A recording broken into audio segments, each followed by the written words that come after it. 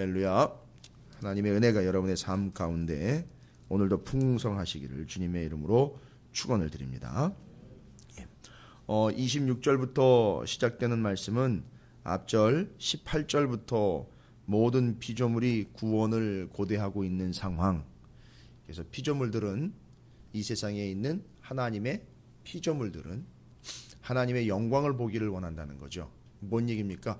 이 피조물들도 지금 신음을 하고 있습니다. 신음하는 이유는 자기 뜻대로 일이 풀리지 않아서가 아니라 일이 자기 뜻대로 잘 풀려도 뭔가 지금 내가 잘못된 것 아닌가. 왜요? 죄 때문에. 그럼 어떻게 해야 되는 건가? 그러니까 스스로 이렇게 구원을 위하여 걸어 나온다는 게 이게 쉬운 게 아니거든요.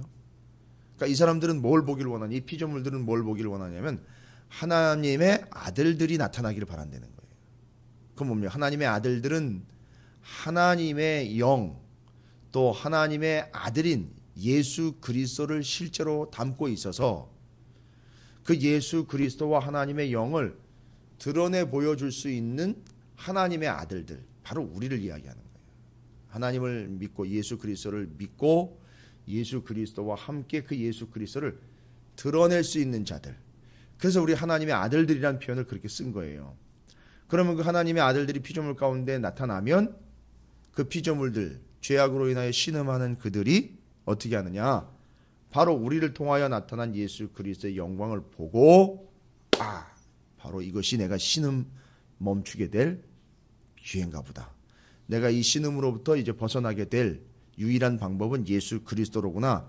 이걸 알아먹을 수 있도록 이제 우리를 통하여 하나님의 영이요 또 하나님의 아들인 예수 그리스도가 드러나는 것을 고대하고 있어요. 신음 가운데. 왜냐하면 구원받아야 되니까요.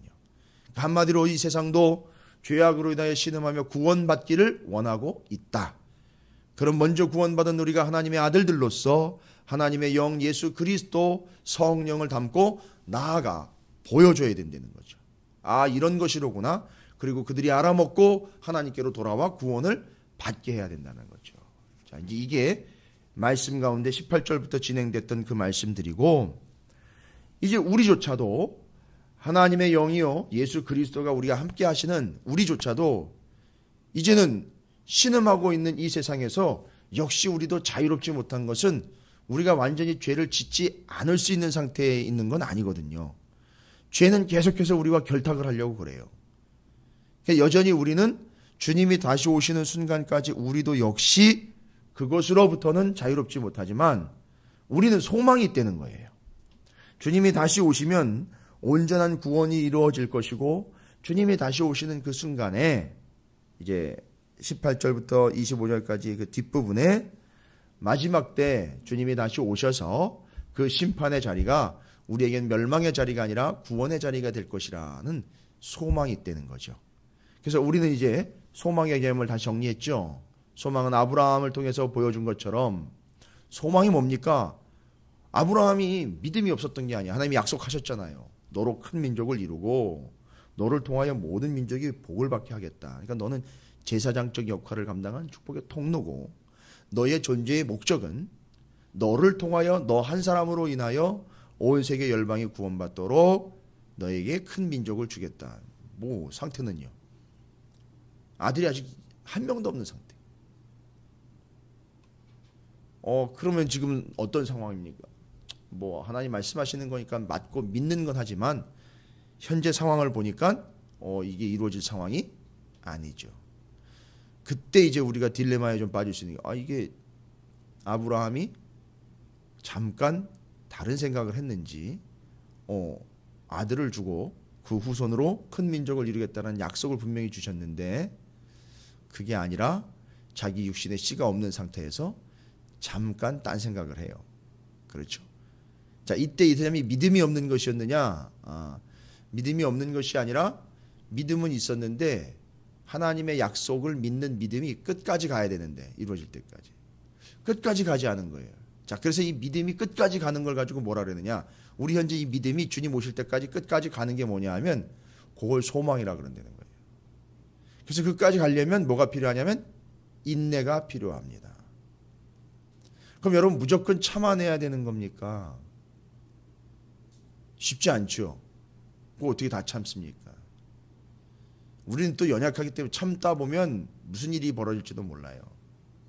자, 그래서 이제 우리에게 하나님은 마지막 순간, 그 약속이 이루어지는 순간, 이 땅에서의 하나님의 구원의 모든 역사가 이루어지고 다 결말이 나게 될 그 순간까지 우리는 믿음을 끝까지 붙잡고 가는 소망이 있어야 되는데, 그러려면 또 인내가 필요한 겁니다.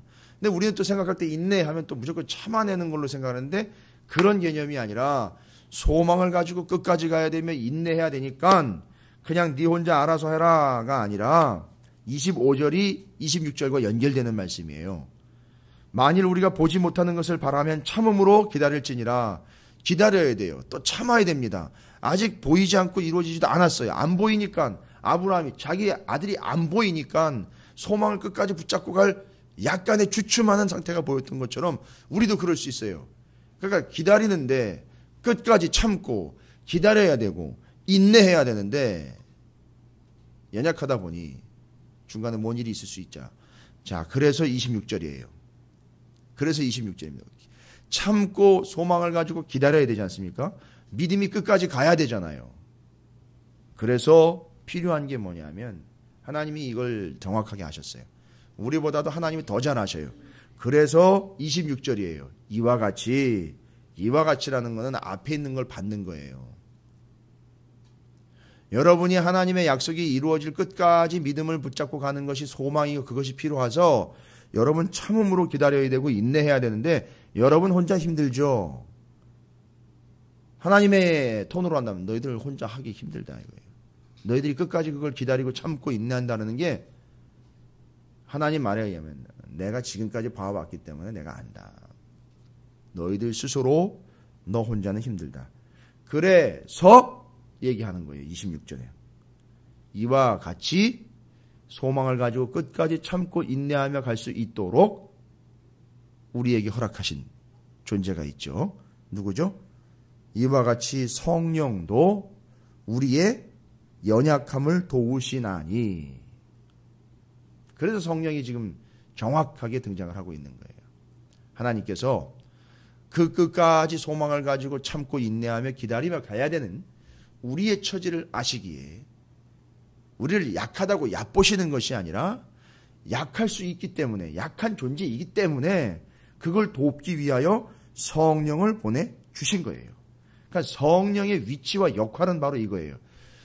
약속이 이루어지는 그 끝날까지 지금 현재로부터 그때까지 그 이전부터 지금까지 아니면 주님 오신 그 순간부터 하나님의 나라로 승천하신 그 순간 이후로부터 지금까지 그 성령 하나님은 우리의 연약함을 도우시고 계시는 중이에요. 무엇을 위해서요? 우리가 방언 터지라고요? 아니요. 우리에게 은사를 주려고요? 아니요. 그 믿음, 그 약속이 이루어지는 그 순간까지 참고 인내하며 기다리며 갈 수 있도록 연약한 우리를 도우시도록 성령 하나님께서 우리에게 허락된 바라는 거예요. 그러니까 이 성령의 역할은 우리를 이상한 기이한 신비적 체험을 해주게 하고 이상한 경험, 영적인 이상한 경험들로만 충족을 시키거나 영적인 아이템들을 얻게 하는 그런 수단이 아니라 끝까지 약속을 믿고 갈 수 있는 소망을 잃지 않고 연약하여 중간에 포기하지 않도록 우리의 연약함을 돕도록 보내주신 분이 성령이라는 거예요. 자, 그 성령은 어떤 분입니까? 앞에 23절에 이미 소개가 되어 있어요. 23절에 보면 성령은 이런 분입니다. 그뿐 아니라 또한 우리 곧 성령의 처음 입은 열매를 받은 우리까지도. 이게 이제 헬라어 원문을 해석하면서 이제 순서를 좀 어떻게 해석하느냐의 차이인데, 여러분 이 구절은 이렇게 이해를 하시면 됩니다. 첫 열매로서 성령을 받은 우리가, 이렇게 설명하시면 돼요. 첫 열매로서 성령을 받은 우리, 이렇게 받으시면 돼요. 이건 그런 의미입니다. 첫 열매는 뭐지요, 여러분? 첫 열매하면 복잡하지 않아요. 이게 부활의 첫 열매요. 부활의 첫 열매고, 생각해보면요, 주님이 하늘로 올라가시면서 주신, 우리에게 주신 첫 열매예요. 성령이에요. 그러니까 예수 그리스도요 곧 성령이 첫 열매예요. 근데 지금 예수 그리스도께서 승천하시면서 우리에게 허락하신 바 성령이기 때문에 이 성령은 우리에게 있어 부활의 첫 열매이신 예수 그리스도와 같은 바로 그런 존재. 그리고 주님이 올라가시면서 우리에게 보내주시마 약속하셨던 그 성령. 바로 그걸 얘기하는. 그래서 첫 열매인 성령 그렇게 얘기하는 거예요. 그래서 첫 열매로서의 성령. 자, 이것이 성령의 의미예요. 여러분 조금 더 이해하시기 원하신다면 고린도 후서 1장 22절이나 조금 이따 5장 5절을 좀 살펴보면 이해가 되실 텐데 거기 하나님이 우리에게 기름을 붓고 인을 치셨어요. 기름으로 인을 치셨어요. 여러분 기름 자국 남죠. 그게 인이에요. 도장 찍듯. 그리고 어디를 가든지 이는 내 자녀다라고 보증서를 써가지고 다니는데 그렇잖아요. 땅 문서 있듯이. 이 사람은 하나님의 자녀가 맞아 확실히. 요때 요걸 보증해줘야 되는데요. 누가 보증을 해줍니까? 사람이 보증 못해요. 요걸 성령이 보증을 해주는 거예요. 바로 요게 바로 첫 열매의 의미예요. 이 첫 열매라는 건 고린도후서 1장 22절이나 5장 5절에는 이 첫 열매로서의 성령이 우리의 보증이 된다라고 이야기를 해요. 그래서 우리가 하나님 자녀가 맞습니다라고 보증서를 내보라 이러면 우리는 누굴 내보내야 되냐면 성령이 있음을 확인시켜 줘야 돼요. 우리 안에 성령이 있다라는 걸 통해서 우리는 하나님의 자녀라는 걸 보증받아야 돼요. 다른 어떤 것으로 보증받으면 안 돼요. 자, 이제 중요한 얘기 나옵니다. 이스라엘의 율법주의자들은 자기가 하나님의 자녀라는 보증, 내가 하나님의 아들이요 하나님의 자녀라는 보증을 뭘로 내세웠죠? 지금까지 우리가 논의해본 거죠.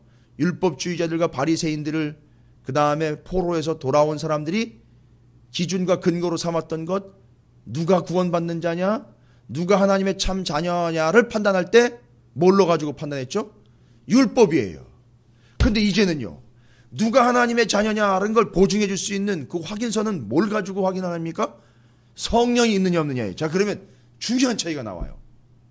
지금까지 하나님의 자녀이기 위하여 율법주의자들이나 유대인들과 바리새인들이 율법을 지켰느냐 안 지켰느냐 가지고선 자녀냐 아니냐를 판단했는데 이제 우리는요, 약속이 이루어질 때까지 받은 성령이 우리 안에 있느냐 없느냐, 성령이 계시느냐 아니냐를 가지고 자녀냐 아니냐가 판단되죠. 근데 이 자녀들은요, 약속이 이루어질 때까지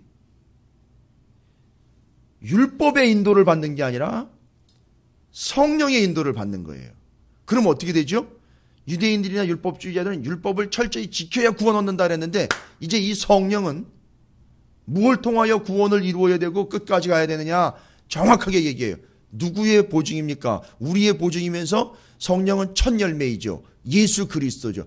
다른 것 없다는 거예요. 예수 그리스도가 아니고선 구원받을 수 없다라는 걸 성령은 이야기해요. 근데 그 이전에 율법주의자들은요, 율법이 아니고서는 구원을 받을 수 없다 이야기를 해요.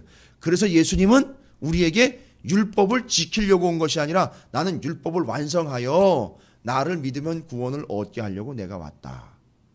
이렇게 얘기해요. 그래서 그 성령이 아니고서는 그 예수를 믿을 수가 없고 끝까지 갈 수도 없습니다. 더 중요한 겁니다. 율법은 율법에 나온 대로만 지키면 되지요. 성령은요, 율법 걷어치우고 다른 거 이게 아니라 율법이 요구하는 것 그 이상을 성령은 더 감당을 할 수 있도록 은혜를 주시는 거예요. 이제 우리의 삶은 이렇게 가는 거예요. 약속이 이루어질 때까지 우리 안에 계시는 보증인 성령이 이런 삶으로 가는 거예요. 이제 여기서 여러분 고린도후서 5장 5절 부분을 가셔야 돼요. 거기에 성령을 우리에게 보증이라고 이야기를 하신 구절이 나와요. 그럼 우리가 앞으로 어떻게 살아가는 것이 성령의 인도함을 받고 성령의 충만한 삶을 살아가는 게 되느냐? 고린도후서 5장 5절에 보면 이런 구절이 나와 있어요. 5장 5절에 곧 이것을 우리에게 이루게 하시고 보증으로 성령을 우리에게 주신 이는 하나님이시다 그랬잖아요. 그죠? 그러니까 성령이 우리에게는 보증이 된 겁니다. 우리가 구원받은 자라는 보증인 거예요. 근데 성령은 우리에게 율법주의자들처럼 율법을 지켜서 구원을 얻으라 하지 않고 예수를 믿어 구원을 얻으라 하고요. 약속이 이루어질 때까지 율법이 요구한 것 그 이상들을 자원함으로 은혜로 감당을 하면서 주님이 다시 오실 걸 기대한다는 거예요. 왜요? 성령은 보증이기 때문에 첫 열매니까 예수님이 다시 오실 때까지 성령이 계속 그 일을 할 거예요. 자, 그런데 우리가 성령의 인도함을 받고 성령 충만함으로 살아간다는 것이 무엇이냐? 이 성령의 보증을 받아 살아간다는 게 앞에 기록되어 있는 고린도후서 5장 1절부터 4절까지 내용이 그 내용이에요. 우리 이렇게 사는 거예요. 이게 성령의 인도함을 받아 성령의 보증을 받아서 살아가는 삶이 이런 삶이라는 거예요. 만일 땅에 있는 우리 장막집이 무너지면 하나님께서 지신 집 곧 손으로 지은 것이 아니라 하늘에 있는 영원한 집이 우리에게 있는 줄 아느냐. 이거 뭡니까? 지금 땅의 문제가 아니라 하늘의 것이고 우리가 무너져도 하늘의 영원한 장막을 덧입는 순간이 온다. 뭐예요? 이게 소망 아닙니까? 지금 이 소망의 때까지 누가 보증이라는 겁니까? 성령이 보증이라는 거예요. 소망의 순간까지 끝까지 가게 해주는 게 누구냐? 성령이라는 거예요. 참으로 우리가 여기서 탄식하면 탄식이 또 나와요. 왜요? 죄로 인하여 연약함으로 탄식합니다. 하늘로부터 오는 우리 처소로 덧입기를 간절히 사모하는. 그렇지. 지금 우리는 연약한 상태예요. 하늘로부터 오는 처소 뭡니까? 이게 바로 이제 예수 그리스도고 하늘로부터 오는 거예요. 여러분 이제 어제 주일날 설교를 들으셨으니까 말씀을 들으셨으니까 이제 이해하실 거예요. 위로부터 오는 거예요. 위로부터 오는 걸 계속 덧입는 거예요. 그게 거듭나는 겁니다. 그래서 지금 우리는 사모하는데 약속이 이루어질 그 순간까지 가는데 성령의 도우심으로 매일매일 우리의 연약함 위에 어떻게 하는 거죠? 하늘로부터 오는 것들로 덧입으면서 가는 거예요. 이게 소망인 거예요. 이게 어렵고 힘들지만 맞아요. 육신이 참 힘들어요. 피곤하고 죄의 유혹의 탄식 또 여러 가지 세상들이 하나님의 뜻이 아닌 이 세상의 논리로 막 돌아가는 거 보면 막 어떨 때 서글퍼지기도 하고요. 어떨 때는 막 죄송합니다. 막 갑질을 해야 되는 이상한 사람들을 보면 나는 정말 없는 잔가? 나는 진짜 의리인가? 막 이러면서 고민되면서 가고 심지어 내가 예수를 믿는다 하면서도 죄의 유혹이 막 오는 걸 감당을 하려고 하면 어떨 땐 막 힘들어져요. 자, 여러분 이거는 소망이 없는 상황이 아니라 자 그렇기 때문에 우리에게 필요한 건 뭐냐 하면 하나님이 위로부터 주시는 것들로 날마다 덧입으면서 가는 거예요. 이게 소망인 거예요. 그리고 이걸 덧입으면 그것이 곧 우리 안에 계신 성령을 통하여 우리가 그 덧입어야 되는구나. 이게 덧입고 있는 것이구나. 이런 걸 다 알고 깨닫고 또 경험하게 하고 사모하게 하고 또 쫓아다니게 하는 거예요. 이게 성령이 하시는 일이에요. 그래서 그게 보증이 되시는 거예요. 성령이. 그러니까 성령은 이렇게 얘기하는 거예요. 이건 하나님이 주신 거예요. 성령이 하는 얘기예요. 우리한테. 이건 하늘로부터 온 게 맞아요. 이건 하나님이 주신 거야. 당신이 이걸 빨리 덧입어야 이걸 취해야 당신은 거듭날 수 있어. 지금 빨리 이걸 취해야 당신은 은혜를 입을 수 있어. 당신은 빨리 이 말씀을 들어야 약속의 순간까지 지치지 않고 갈 수 있어 라고 성령은 계속 우리에게 뭐라 한다고 얘기한다고요? 스스로가 보증이 된다는 얘기는 우리에게 이게 하나님의 은혜야. 이게 하나님의 진리야. 이게 하나님의 뜻이라고 내가 보장할게. 이렇게 얘기한다는 거예요. 성령은. 제가 아주 쉽게 풀어드린 거예요. 아주 쉽게 설명을 드린 겁니다. 그러니까 우리 안에 있는 성령은 우리에게 이렇게 얘기하는 거예요. 이건 하늘로부터 하나님에게 온 것이 맞습니다. 당신은 지금 이걸 덧입어야 은혜를 받을 수 있어. 이게 하나님 은혜요. 빨리 취하시오. 내가 보증합니다. 라고 성령이 늘 이야기하신다는 거예요. 그럼 우리는요. 그걸 덧입는 거예요. 그러면요. 우리는 덧입음으로 은혜가 되는 거고 그것이 우리의 삶이고 구원받은 자의 삶이 되는 거예요. 그러니까 성령이 이렇게 우리에게 보증이 되는 거예요. 그리고 뒤에 다시 한번 고린도후서 5장 3절부터 5절까지 쭉 내용이 나와 있지만 이렇게 입음은 우리가 벗은 자들로 발견되지 않으려 함이라. 마지막 때예요. 계속 위로부터 온 것을 덧입는 거예요. 또 하나님의 은혜를 말씀을 진리를 덧입는 거예요. 마지막 때 우리는 어떤 모습으로 발견된다고요? 제대로 갖춰 입은 모습으로 발견되는 거예요. 그러나 이걸 제대로 입지 못한 자들이라면 어떻게 발견돼요? 벌거벗은 채로 발견됩니다. 주님 앞에서 벌거벗은 모습으로 나온. 죄송합니다. 아이들이 기저귀 하나 차고 돌아다니는 거랑 개념이 달라요. 우리가 그렇게 다 벗은 몸으로 하나님 앞에 발견된다는 거예요. 약속이 이루어진 순간에 가는데. 그리고 4절에 참으로 이 장막에 있는 우리가 짐진 것 같이 탄식하는 것은 벗고자 함이 아니요 오히려 덧입고자 함이니 죽을 것이 생명의 삼킴과 되게 하려 함이라. 곧 이것을 우리에게 이루게 하시고 보증으로 성령을 우리에게 주시는 하나님이니까, 그러니까 이걸 감당하도록 해주시는 이가 누구냐면 바로 우리 안에 성령이 이렇게 해주신다는 거예요.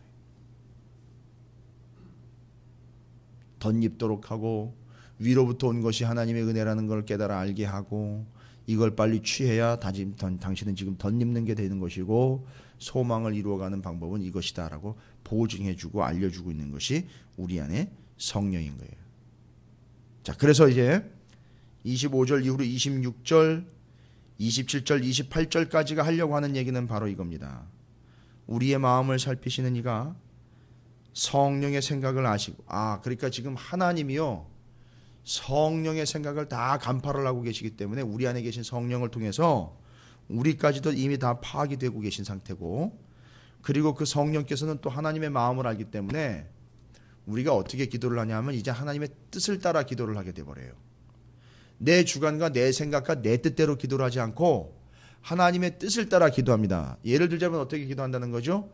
보증인 우리 안에 성령이 계시니까 고린도후서 5장 5절에 근거해서 기도를 해요. 고린도후서 5장 1절부터 4절까지 근거해서 기도합니다. 하나님, 이 문제를 빨리 해결해 주십시오가 아니라 덧입는 기도는 어떤 기도냐? 덧입는다는 걸 이해한 사람들이 기도. 하나님, 이것은 무슨 뜻입니까?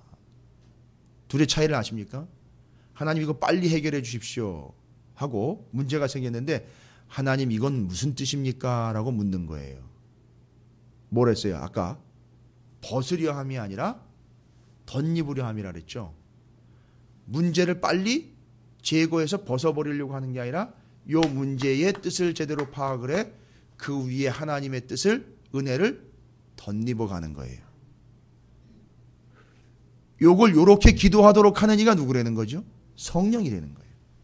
그러니까 기도만 봐도, 그건 우리가 남의 기도를 보자는 얘기가 아니에요. 우리 스스로가 봐도 이게 우리가 안에 성령이 보증으로 지금 계시는지 안 계시는지 이야기하는 거예요. 그러니까 그 성령은 우리에게 이건 도대체 무슨 뜻입니까? 라고 기도하게 된 딱 그 전 배경, 직전 배경을 보면 성령은 우리에게 뭐라고 얘기하신 거냐 하면 내게 터진 일이요. 거봐, 내가 뭐라 그랬어? 이게 아니에요. 이렇게 기도하기 전에 무슨 뜻입니까? 라고 기도하기 전에 성령은 우리에게 뭐라고 얘기하는 거냐면 속에서 우리 안에 계시니까 이 일은 하나님의 뜻입니다. 이 감각을 주는 거예요. 이 영적인 깨달음을 줘요. 성령은. 이 일은 하나님이 주신 기회입니다. 하면 이 사람의 기도는 뭐가 돼버려요? 하나님, 이 일을 통하여 무엇을 하시기를 원하십니까? 하나님, 이 일은 도대체 하나님의 어떤 뜻입니까? 어떤 마음이 담겨있습니까? 이렇게 기도가 나간다는 거예요. 잘 보세요. 그러면 말할 수 없는 탄식 중에 우리를 대신하여 간구하고 계신다 그랬죠. 성령께서. 그리고 우리는 그 성령으로 인하여 기도를 하는데 어떤 기도를 드린다 그랬죠? 하나님의 뜻에 합당한 기도를 드린다 그랬어요. 자, 그럼 이 기도 내용이 차이가 있잖아요. 하나님, 빨리 이 문제를 제거해 주시고 해결해 주십시오라는 기도와 함께 반대는요. 하나님, 이건 도대체 하나님의 어떤 뜻입니까? 제가 어떻게 하시기를 원하십니까? 라고 기도한단 말이에요. 이게 하나님 뜻을 구하는 기도고 이게 하나님의 뜻에 합당한 기도예요. 근데 그 직전 상황을 보니까 성령이 그랬다는 거죠. 요번 일은 하나님의 뜻이에요. 라고 알려주는 거예요. 그러니까 그걸 알려주는 걸 받고, 성령이 일러주는 걸 받고, 이 사람은 뭐라고 기도한다고요? 하나님, 도대체 이건 무슨 뜻입니까? 하나님, 이럴 땐 제가 어떻게 해야 되는 겁니까? 라고 기도가 나간다는 거예요. 그게 하나님의 뜻으로 기도하는 게 돼버리는 거예요. 이제는 율법을 따라 사는 삶하고는요, 완전히 차원이 다른 거예요. 이제는 개념이 달라진 삶이에요. 이 사람은요. 그게 성령의 역할이에요. 근데 이 성령은 하나님의 영이기 때문에 그렇게 될 수밖에 없어요. 여러분이 지금 날마다 이 성령의 인도함 가운데 있다는 사실을 잊지 마시기 바랍니다. 여러분이 새벽 기도회를 위해서 이 새벽의 사순절 기간 동안에 여러분의 삶의 이 모든 스케줄들을 이제 조절하려고 별거 아닌 것 같지만 스케줄이라든지 삶의 여러 방향들을 이렇게 약간씩이지만 조종하면서 가는 거 있잖아요. 이게 다 여러분이 하시는 게 아니에요. 우리 안에 성령께서 하나님의 뜻에 맞춰가는 거기 때문에 우리에게 보증이 되신 성령께서 그렇게 하시는 거예요. 자꾸 코드를 맞춰가요. 근데 이게 우리가 하는 게 아니라 내 안에 성령이 보증으로 계시기 때문에 하는 거예요. 내가 보장합니다. 성령이 늘 하는 일. 그러니까 여러분이 쉽게 이해하시라고 다시 또 말씀드린 거예요. 성령은 이렇게 얘기를 해요, 우리한테. 내가 보증합니다. 내가 보증합니다. 성령이 그러신다고요. 내가 보증하니까 이번엔 한번 기도해보라. 내가 보증하니까 이번엔 정말 전력으로 하나님의 일에 헌신해봐라. 이런 데니까요. 성령께서 그렇게 하셔요. 내가 보증하니까. 그럼 거기 그렇게 헌신하여 그렇게 기도하며 그렇게 따라가는 이들에게는 하나님의 뜻대로 구한 게 되는 것이고 하나님의 뜻대로 행한 게 되는 거예요. 이게 바로 이제 예수님의 뜻을 따라 사는 삶인 거예요. 그래서 이제 오늘 말씀의 26절부터 30절까지 길지 않은 말씀인데 뒤로 가면 이렇게 성령의 인도를 받아서 내가 보장한다라고 성령이 하시는 말씀을 늘 듣고 성령이 보장해 준 길로 가면 어떻게 된다는 거죠? 30절에 이게 얘기하는 게 이제 그거예요. 또 미리 정하신 그들을 또한 부르시고 부르신 그들을 또한 의롭다 하시고 의롭다 하신 그들을 또한 영화롭게 하셨느니라. 이걸 누구를 통해서 하셨느냐 하면 우리 안에 성령을 통해서 이 과정으로 가게 하시는 거예요. 지금 이건 과정을 얘기하는 거거든. 이렇게 되고 이렇게 되고 이렇게 된다. 보세요. 어떻게 된다 그랬죠? 부르셨고 의롭다 하시고 영화롭게 하는 거예요. 자, 그럼 마지막 단계 영화롭게 하는 건 뭐냐면 이 사람을 높여준다는 게 아니라 이 사람이 영화로운 존재, 즉 영광을 드러내는 존재가 되게 한다는 거예요. 그럼 그 영광은 누구의 영광입니까? 하나님의 영광이에요. 하나님의 영광으로 이 땅에 빛으로 온 분이 누굽니까? 예수 그리스도. 그러니까 우리의 궁극적인 최종 모습은 뭐냐면 예수 그리스도를 빛처럼 드러내는 삶이 우리의 최종 종착점이에요. 그러니까 오늘날 우리 이 땅에서 살아가는 우리의 삶의 근본적인 모습은 성령이 보장하시는 길을 따라 예수 그리스도를 드러내는 삶을 살아가는 거예요. 이제는.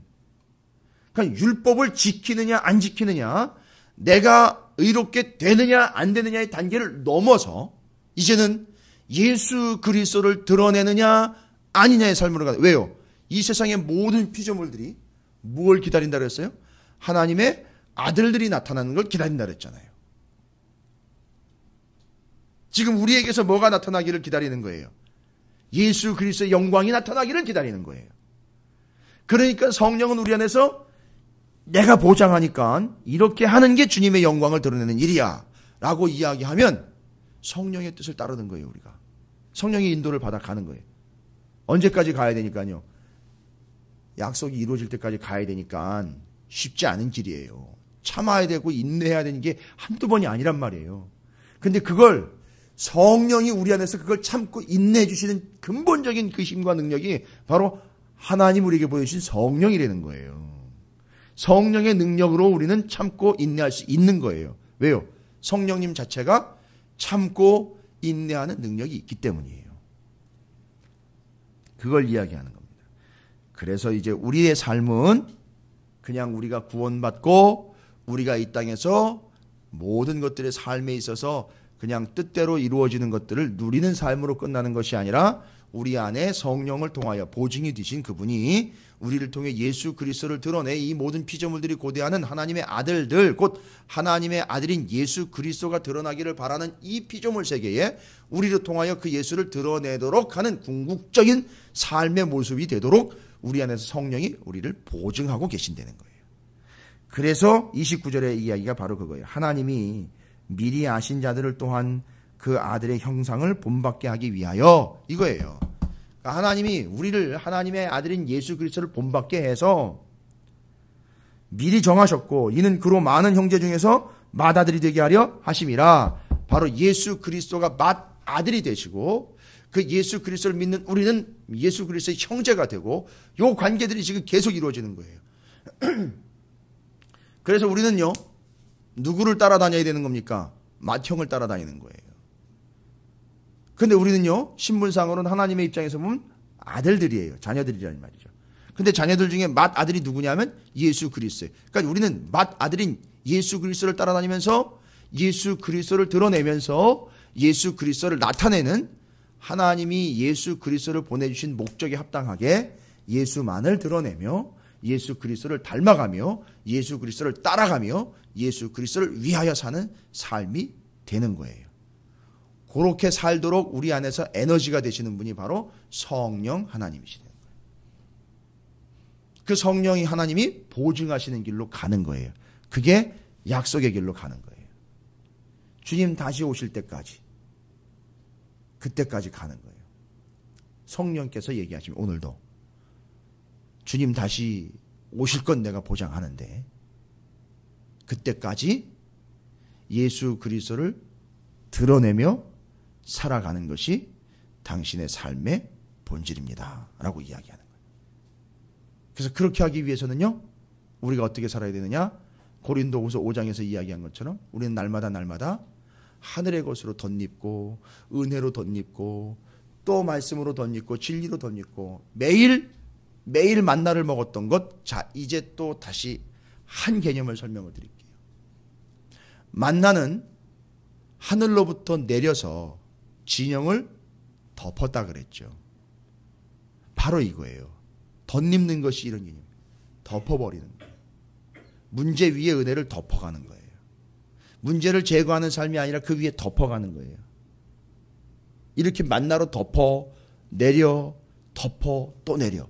이게 매일 40년 동안 이루어졌던 일이에요.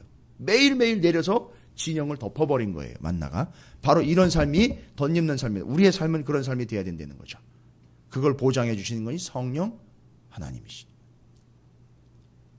여러분, 오늘 하늘의 삶이 이 성령 하나님의 인도를 받아 은혜로 덧입는, 그래서 예수 그리스도를 드러내는 맏형이신 우리 구주 예수 그리스도가 나타나는 피조물들이 그렇게 고대하는 하나님의 아들들이 바로 내가 되어 예수 그리스도의 영과 하나님의 영광을 드러내며 그 진리로 성령의 보증을 따라 여러분이 성령 충만함으로 예수 그리스도를 드러내는 복된 삶이 되시기를 주님의 이름으로 축원을 드립니다.